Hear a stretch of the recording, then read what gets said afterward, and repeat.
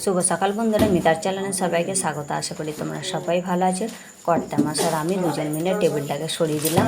কর্তামশা আগেই হচ্ছে মেশিনটা সরিয়ে দিয়েছে, সিঙ্গেল খাটটাও আগে সরানো হয়ে গেছে। এখানটা হচ্ছে জায়গাটা খালি করার কারণ হচ্ছে যে এখানে একটা তক্তপোষ আছে, সেই তক্তপোষটাকে দেবো আর কি।